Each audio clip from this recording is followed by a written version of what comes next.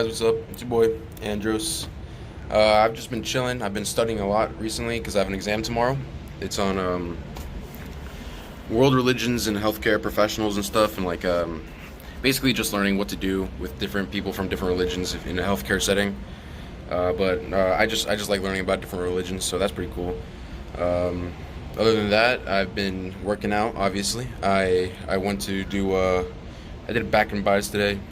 Quick little as I said yesterday, I was going to do more time under tension stuff.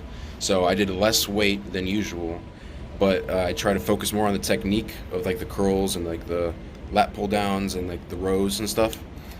I did less weight, more time under tension, and focusing on getting the technique right.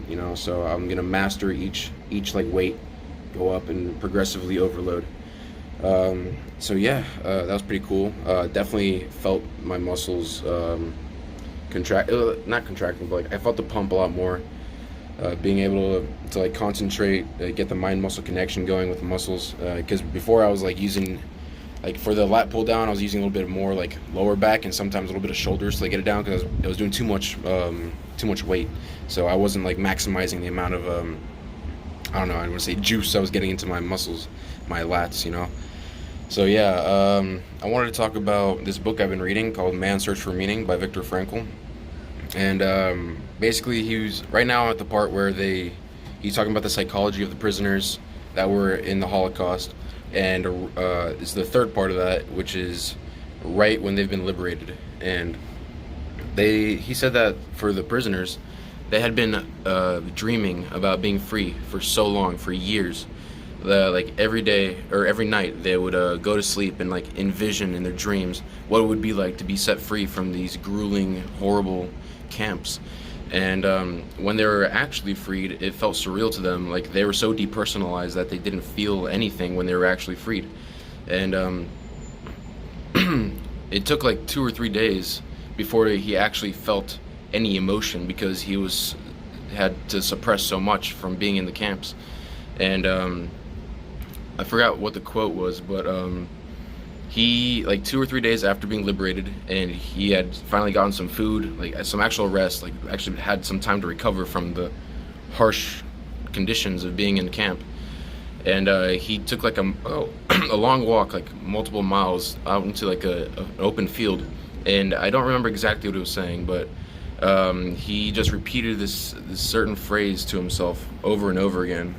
Hold on, let me go look at it, bro. Alright, sorry for that quick break, but here it is. Okay, and I quote: "I called to the Lord from my narrow prison, and he answered me in the freedom of space." Victor Frankl says that he doesn't know how long he knelt there and repeated that same phrase over and over to himself, but he guesses that it was at least a couple of hours, and that the sense of freedom and joy that he got from that was so magnificent and spectacular. It's very difficult to describe in words or to put onto pages. And yeah, so I'm only like let's say, actually I think I'm about halfway done with the book so far. And Man's Search for Meaning is definitely very interesting. I like the parts where he talks about we find meaning through suffering. And sometimes when we're suffering, it's very difficult to find a reason to continue. But some of these prisoners would they would justify their suffering by saying that they were taking on the suffering for themselves instead of someone that they loved. They would have like a loved one in mind, like, oh, better me than them. So yeah, it's a very powerful message that Frankl is putting out there, and I hope you guys read this book as well. If you have any suggestions for other books I want to read, or that you would want me to read, or books that you like that would be interesting for me, please leave them down in the comments below. Alright, y'all, I gotta go. See ya.